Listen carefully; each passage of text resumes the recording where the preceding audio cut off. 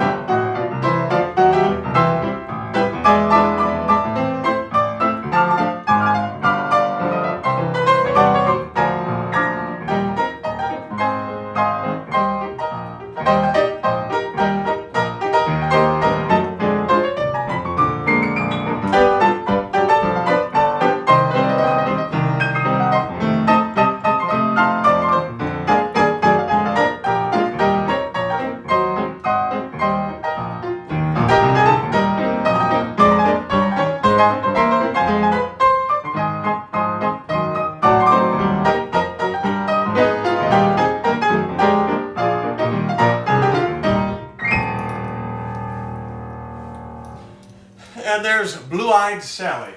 I bet that was nearly a million-selling hit in 1924, but it's one of those tunes that's kind of been forgotten. If you want to hear the words to the song, you can pick that up on one of my newest CDs, which is Take Me to the Land of Jazz with Domingo Mancuello. He sang all the original words to it, just like Al Bernard would have done. Let me check both strings here real quick.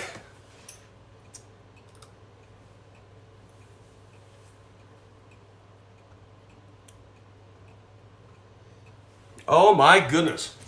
Got folks listening from New Zealand. Well, thank you so much.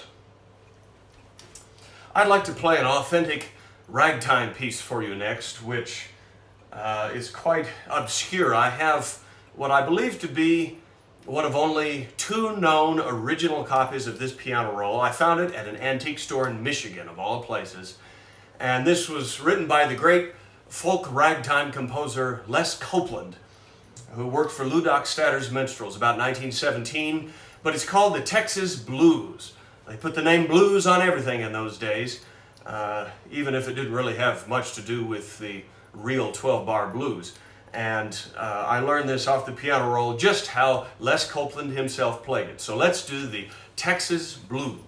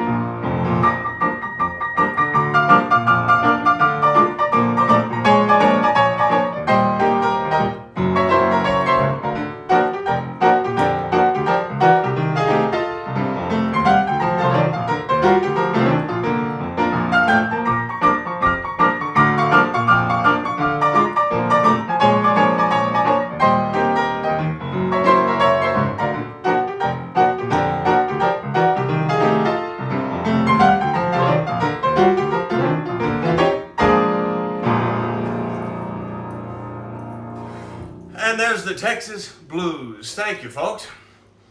If you enjoy this kind of music and the concerts that I do every week, please hit the like button. Don't forget to do that. It helps me with the social media algorithms. And share it on your Facebook or other social media. I really appreciate that.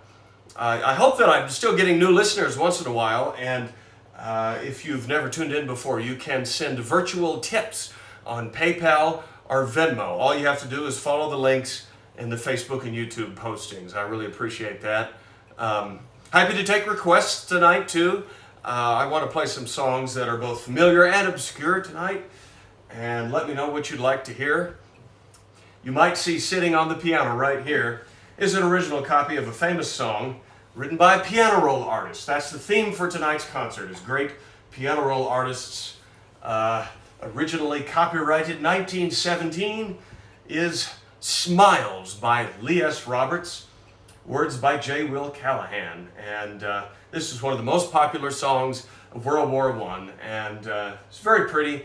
I thought I might play it for you now in tribute to Lee S. Roberts, who did many fabulous roles for QRS, and I'll even play the verse, which I don't do too much. Here we go with Smiles.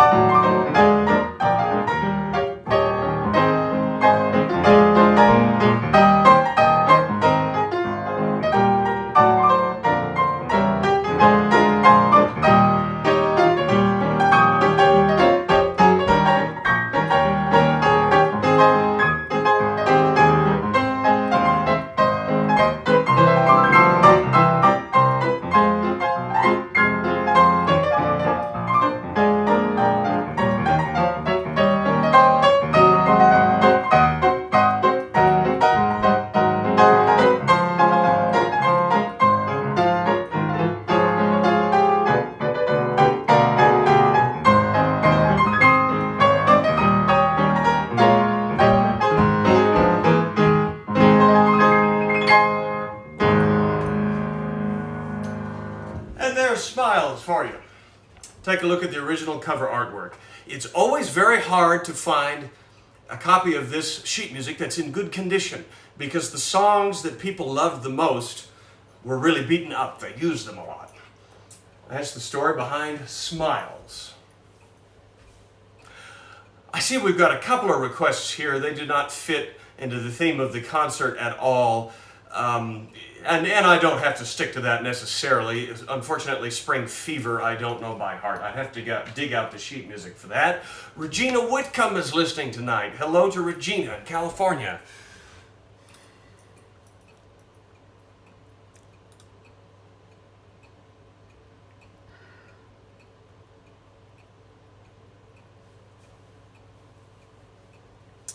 Oh, well, I didn't think about playing Eubie Blake tonight, but I certainly could, because he was a wonderful piano roll artist. Let me do a couple of songs for you next that are sort of in tribute to, I think, one of the very best of all the piano roll artists. Top 2 or 3, he had to be. And he worked for QRS. His name was Pete Wendling. And these are not songs that he was necessarily known for, but I went through my pile of his piano rolls, which I have on a shelf in a closet, and here these are just a couple of the pop tunes that he recorded on rolls that I happen to know by heart. So we're going to try a song now from 1917, the same year, which is called Huckleberry Finn. Funnily enough, I did this on my CD with Ian Whitcomb.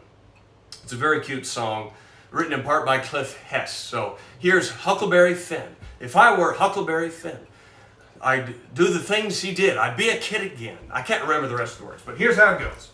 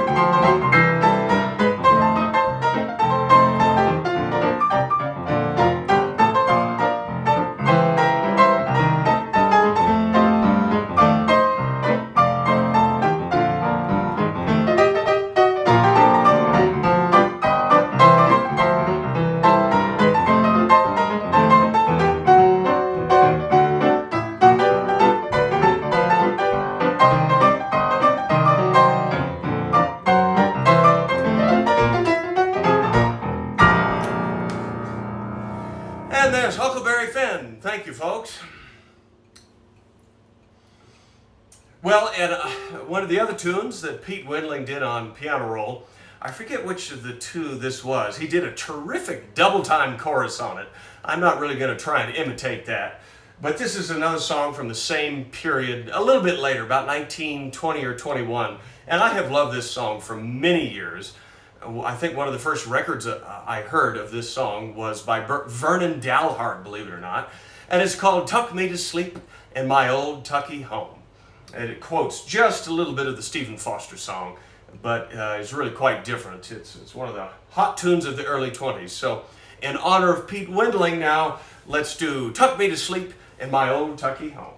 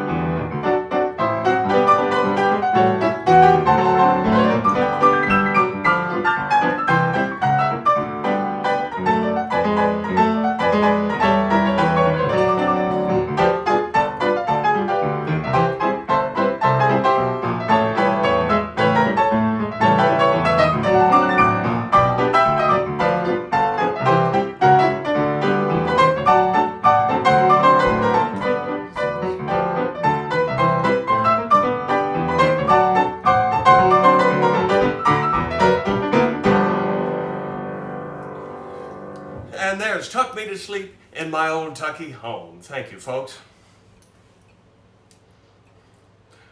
I see Amy Lundgren from Seattle is doing my job. She's saying hello to everyone else who usually listens. Well, I do hope you're all listening, and that includes Alex Cooper.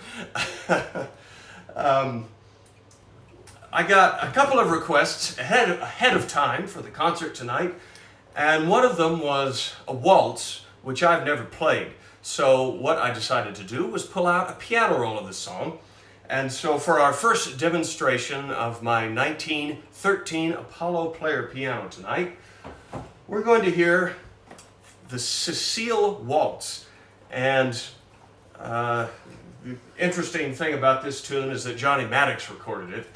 And I believe he's the one that helped me find this piano roll. I think that we found it at an antique store here in Durango, Colorado. Now this is an arranged piano roll on the Universal label, and what that means is it is not hand played. It is was arranged by a person at the piano roll company, and that means it also includes more than 10 fingers, what 10 fingers can play. And so I enjoy arranged piano rolls very much, and I think they still sound very good. What's unusual about this Apollo piano is that most regular 88-note upright player pianos do not have dynamic control. So right here I have the soft and loud lever. Of course, there were reproducing pianos that were uprights, but this is not a reproducing piano. It's essentially a regular 88-note upright, and I can still control the expression a little bit with this lever. So I'll see what I can do here on the Cecile waltz. And this goes out to Jack Kirsch from Sacramento. He asked me to play this, and it's pretty tuned. So take a listen now to the Cecile waltz.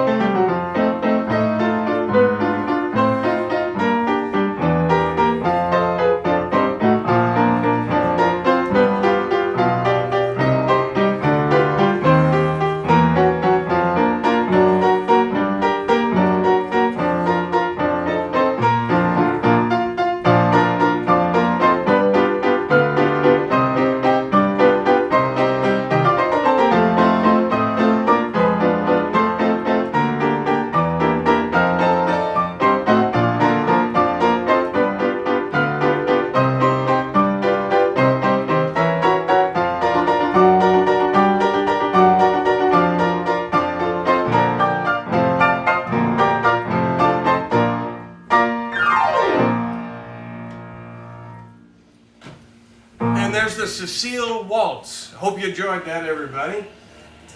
Just like any program of ragtime or any other style of music, it's certainly the way it would have been in the early 1900s. You would not have played one rag after the next or one pop song.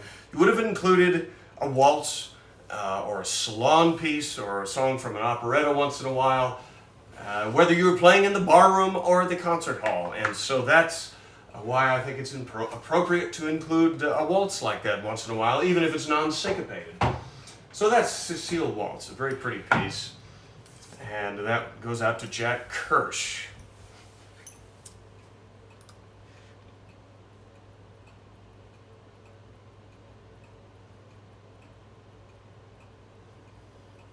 Okay, I'm seeing some requests here on YouTube. I already did Swanee just last week, I think it was, and I do play it very much like Gershwin's piano roll. I'm going to do some Lucky Roberts tonight. I might save that more towards the end of the program because I think it would make a good finale. He was a very virtuosic piano player, and let's see. Well, I have a lot of other things planned to play for you. Let's do an early blues tune now, and I learned this off the hand-played piano roll as played by Clarence Johnson. Now, Clarence Jelly Johnson was a black pianist, I think from the Chicago area, who was very much like Jimmy Blythe. They were contemporaries. Jimmy Blythe was one of the great blues artists of the 1920s. And I don't know why I fell in love with this particular roll when I first heard it.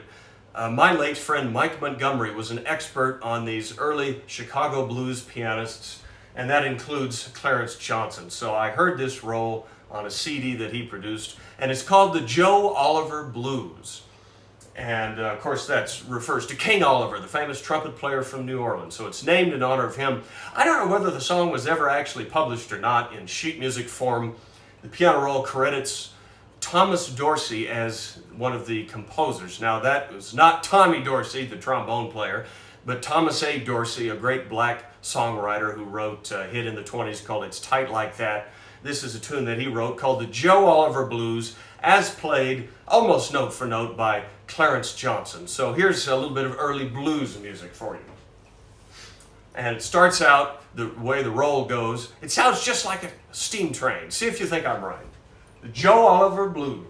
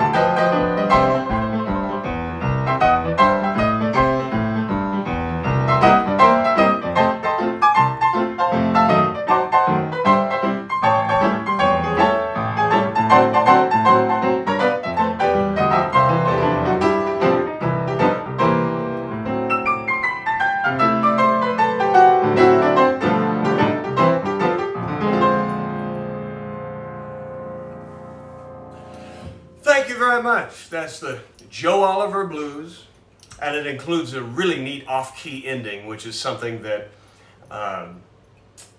seemed to be common on player piano rolls. It also happened with the dance band arrangements of the period, but especially on piano rolls.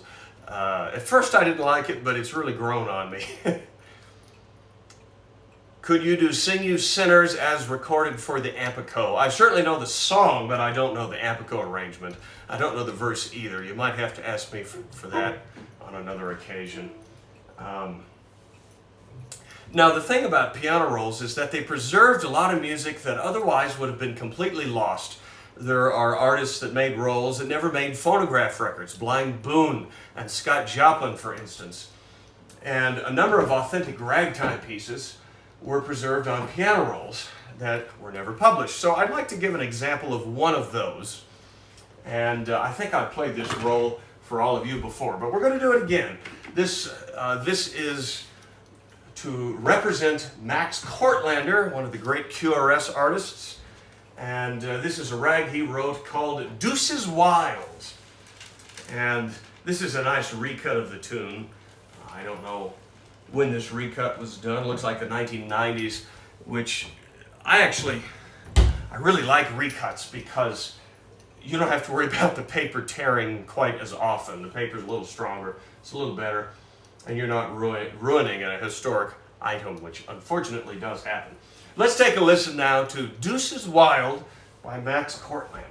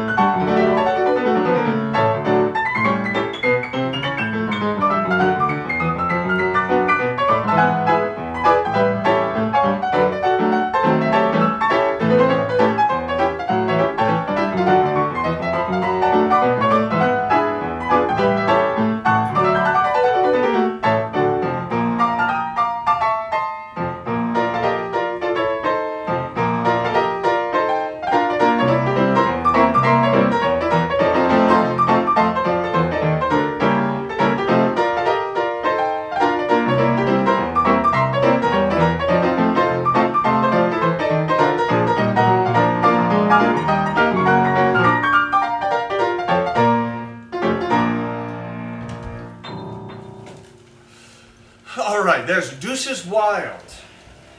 Doesn't this piano sound great? I just had it tuned this week. I still feel that this is the best upright piano I've ever owned. And the Apollo pianos are a lot of fun because you can add all this expression. And I do learn pieces directly off the rolls. All you have to do is slow them down. They say that's how Duke Ellington learned James B. Johnson's Carolina Shout. when he was young. He just learned it right off the player piano roll. And perhaps I'll do next a couple of pieces that I learned directly off the rolls. We're going to go to New Orleans now and play a couple of pieces by Jelly Roll Morton. And his style is so unique and unusual. It's very different than the jazz pianists of New York, for instance. In those days, the geographic areas all had a different musical sound, and I've found that one of the easier ways for me to learn these different styles is off the player piano rolls. I don't have to read the complicated sheet music. If you read a transcription of a jazz piano solo that was improvised on the spot, there will always be a lot of telephone poles. At least that's what my mother called them. Notes way above the staff. They're so hard to read. It's a lot easier to learn things off the piano roll. So let me do one of the rarest of the Jelly Roll Morton piano rolls is a composition that he wrote called The Pearls. This came out in about 1923 or 24, and it includes a very unique device in the second section of the piece, the B section, which is an accent on the fourth beat of the measure. It's quite unusual and unlike anything that Morton ever recorded. He never did this on a record, only on this piano roll. So that's how I learned it. Let's do The Pearls.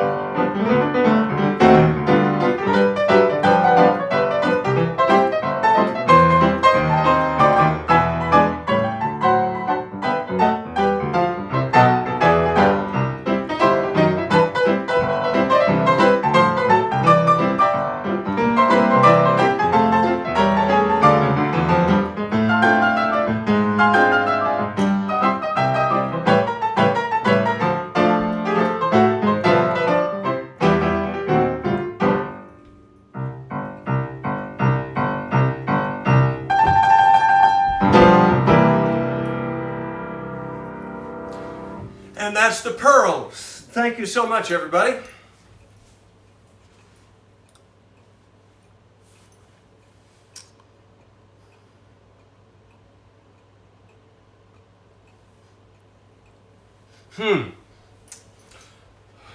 I just read a comment that the audio and video weren't synced.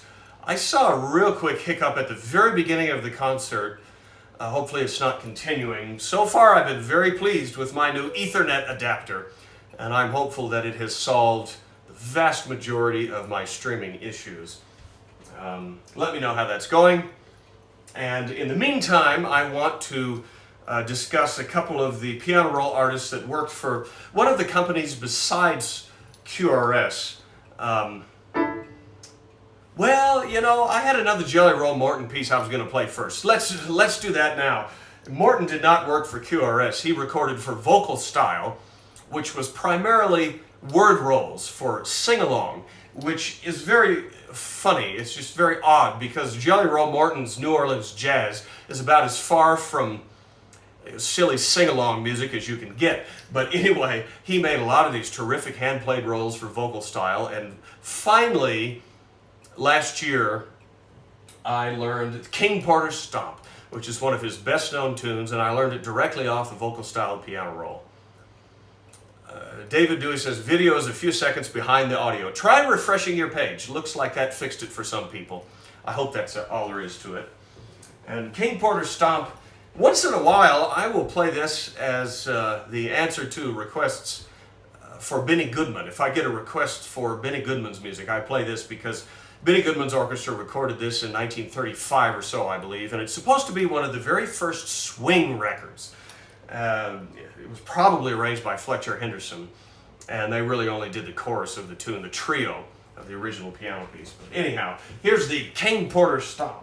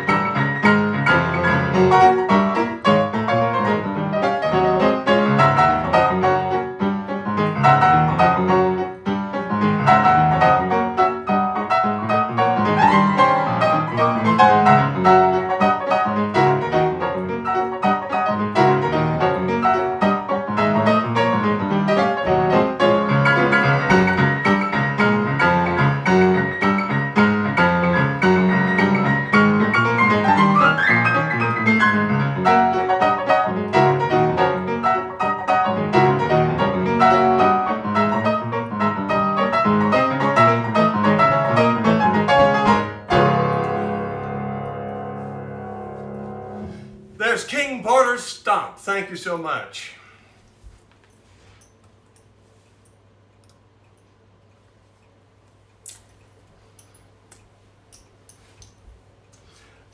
yeah, it looks like the streaming's working pretty well. Don't forget, the problems are not always on my end, folks. Sometimes you have to fix it on your own computer. Glad it seems to be working at any rate. And back to a couple of other role artists I was going to mention. There's two men in particular that I absolutely love who worked for Imperial Piano Rolls, which was in Chicago, not QRS. And they were instrumental in developing a slightly different style of music, which is known as novelty piano. And that's Roy Bargy and Charlie Strait in particular. And so in order to represent them in tonight's concert, I thought I would play one of the pieces that they supposedly wrote together. It might have been mostly Charlie Strait who wrote the piece, but this is a terrific number, and I learned a couple of the licks off the hand-played piano roll. So this is a novelty piano solo written about 1920 or so, and it's called Ruffin' Reddy, spelled R-U-F-E-N-R-E-D-D-Y, something like that. Ruffin' Reddy.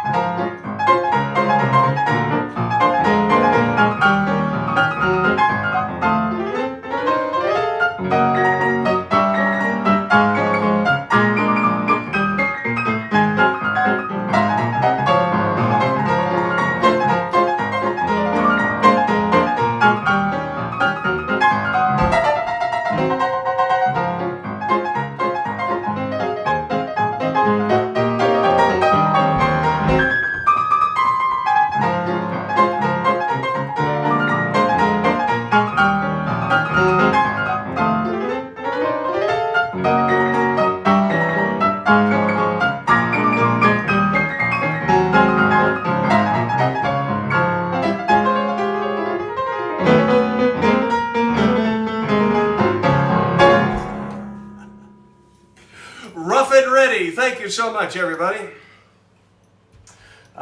Something about Roy Bargy's music always wears out my wrist. It's so technically challenging. It's also very melodic and musical. It's really wonderful. Roy Bargy was the one who performed Rhapsody in Blue on film for the first time in the movie King of Jazz. He was an incredible pianist. He had played with Paul Whiteman's orchestra. You had to be good to be in that orchestra, I tell you. And so, as I mentioned, Roy Bargy and Charlie Straight worked together. They both wrote novelty piano solos and made lots of piano rolls. Charlie Straight made hundreds. I'm not sure exactly how many Roy Bargy made, not quite as many. But I'm going to play for you now a roll from my collection. I don't remember exactly where I got this. It might have been from the Mike Montgomery collection. And it's one of the treasures that I've found, which is a duet of Charlie Straight and Roy Bargy. That's 2 hands, 20 fingers on one piano. And it's a tune that came out of New Orleans, written in part by A.J. Piron, the man that wrote I Wish I Could Shimmy Like My Sister Kate. This is the Purple Rose of Cairo. And I think this is such a remarkable piano roll that I did discuss getting this recut. I might do that at some point and release it on Domingo's Jazzapation label. But anyway, I want to play this roll for you again. I know I did this last time when I did a piano roll night. And it's just a remarkable arrangement, what 2 of the most clever pianists of that period could do. It's really unusual.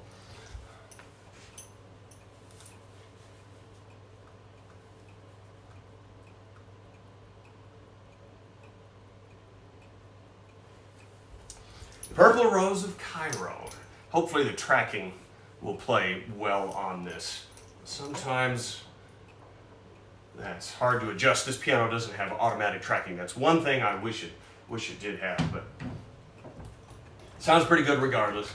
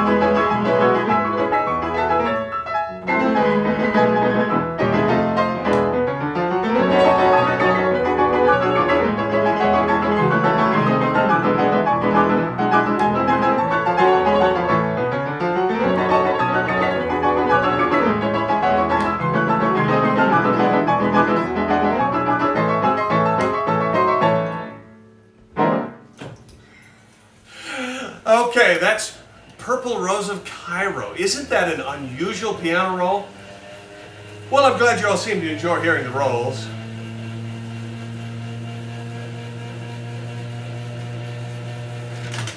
There's so many piano duets on rolls like that. It's just remarkable because you won't hear those songs and those arrangements many other places anymore. Arden and Oman are two of the other very best piano roll duet artists, and these are the men that played in the pit orchestras for the George Gershwin Broadway shows. So what you're hearing is just, it's like you were there, you know, in the 1920s on Broadway. That might be it for the rolls tonight, but I wanted to pick a couple that were very different to demonstrate for you.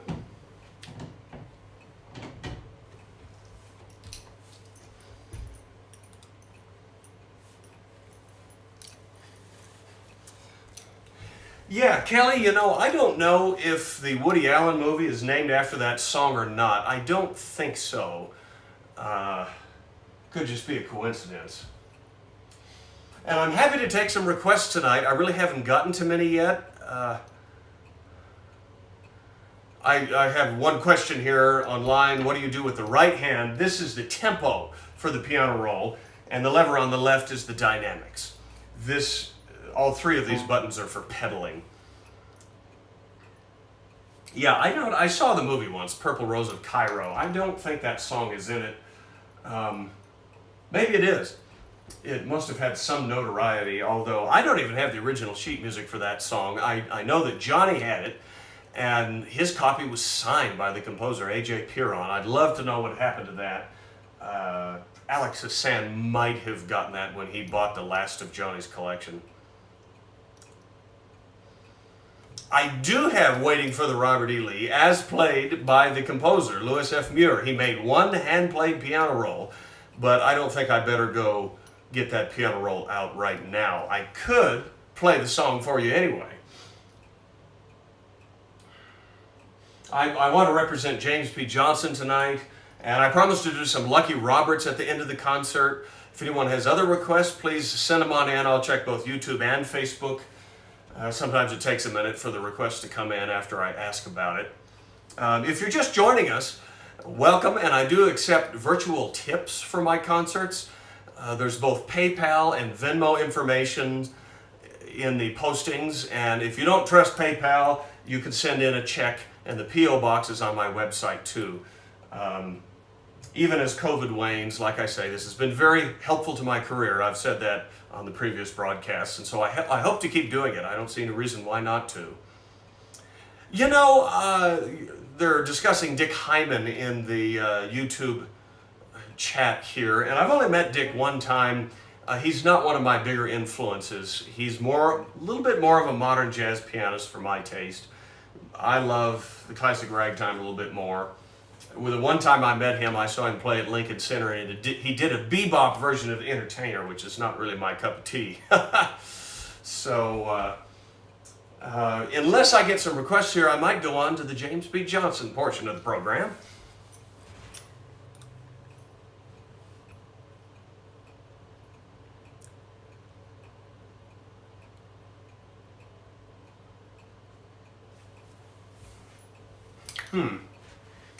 Okay, well, let's do some numbers by James P. Johnson. He was the man, of course, that wrote the Charleston and Old-Fashioned Love in the 20s. And there's a couple of tunes that he recorded on rolls that were not published elsewhere. And I'd like to do a waltz now, which is very pretty. I've always loved this. Bob Milne used to play it.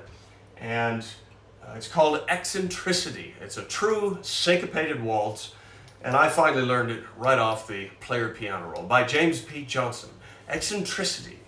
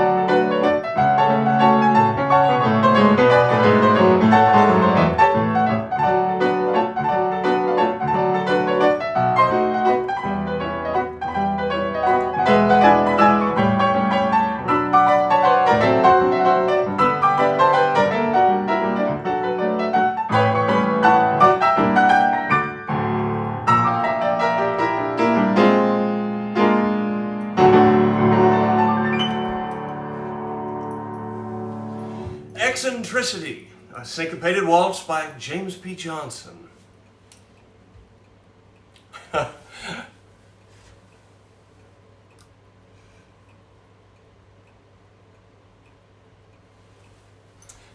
Oh, I'm reading comments now. Yeah, Regina, I know a lot about what Dick Hyman did. He was music director for Woody Allen, and he was the one who was on about half of the Knuckles O'Toole's records. I mean, he played everything from honky tonk to piano to ragtime to bebop to movie music, and I think his heart is much more in modern jazz. That's just my assumption. He's certainly a great pianist, don't get me wrong, folks. I have to be very careful never to say anything negative in public. It's what else would we like to hear? I haven't really gotten any requests tonight.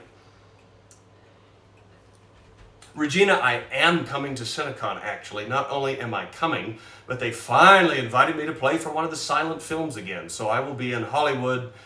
They had to move to a different theater this year. It's the American Legion Theater in Hollywood, Labor Day weekend. And I hope I get some requests here tonight because I've got a couple of extra minutes here to fill out the concert. Cherry Blossom Rag. Did I record that? I don't even remember. I certainly can't play it from memory. Sorry, Kelly. There's one more James P. Johnson piece that I wanted to play, which is totally unique because it only ever came out on a player piano roll. And it's called Harlem Chocolate Babies on Parade. Maybe not a politically correct title, but it's a great piece. And I believe lyrics survived for this tune, but again, it was never published. Only survived as a player piano roll. Some of James P. Johnson's hottest work was on piano rolls. And so I learned this, and the introduction is taken from the famous Chopin Military Polonaise. So here we go with Harlem Chocolate Babies on Parade. Yeah.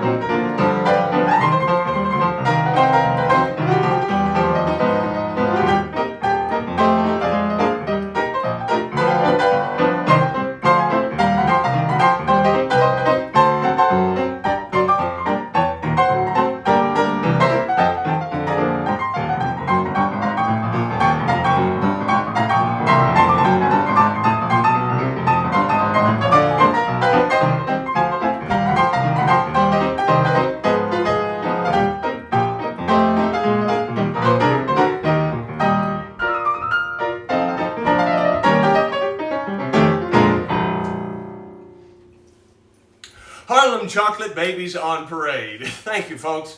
That's real, authentic James P. Johnson, and it includes one of those off-key endings I was talking about earlier that seemed to have been very popular on piano rolls in the 1920s. Could you play Cleopatra's Ragtime Band? I'm afraid I've never heard of that. I hope you're not asking for Alexander's Ragtime Band. If you are, I suppose I could play that. Getting some odd requests here. Breeze from Alabama is a very obscure Joplin piece. I've never played that. Victor says, looking forward to seeing you at Amica in San Francisco. Yes, I am playing for the Amica convention again. I'm so thrilled. I've only played for it once before when it was in Denver. I think it was 2015. And I'm going to be able to go and play a concert for them. It's the 31st of August in San Francisco. This is essentially the Player Piano Collectors Club, Automatic Musical Instruments Collectors Association is the name of the club. I'm playing on the 31st of August in San Francisco, and then I fly down immediately the next day for the Cinecon Film Festival in Hollywood. Got a request for 12th Street Rag and Easy Winners. Well, I certainly know those, but they really don't fit the theme. We're talking about great piano roll artists tonight. Let me check Facebook real quick.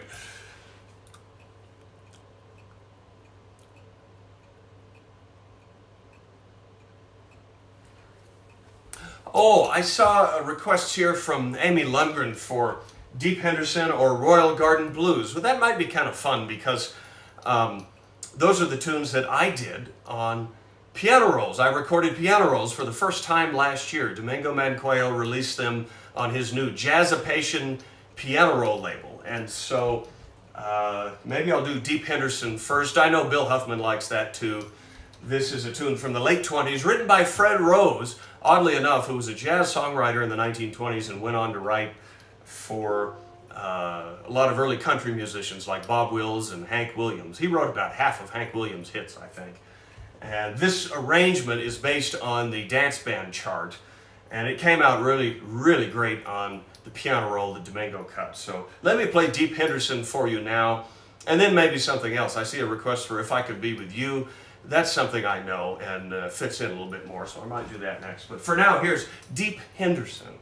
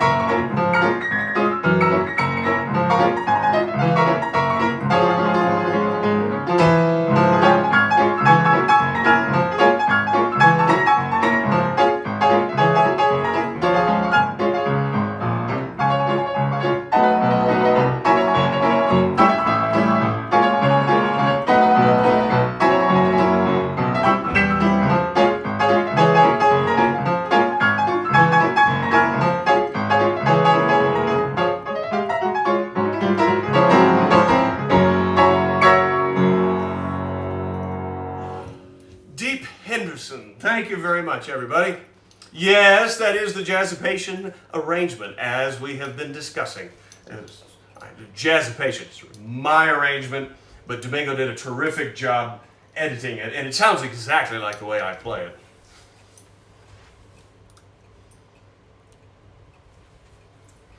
Oh, Cleopatra had a jazz band. That's the tune that this fellow's asking me for. I'm sorry, I actually don't know it by heart. I'd have to see the sheet music for that.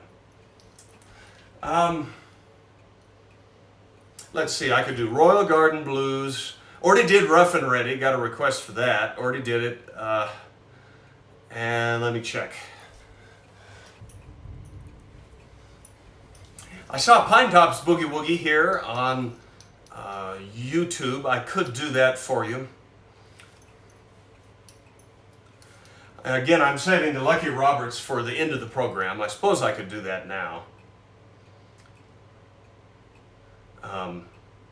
Gustavo, are you still listening? This is my Brazilian friend. He asked me to play Lucky Roberts.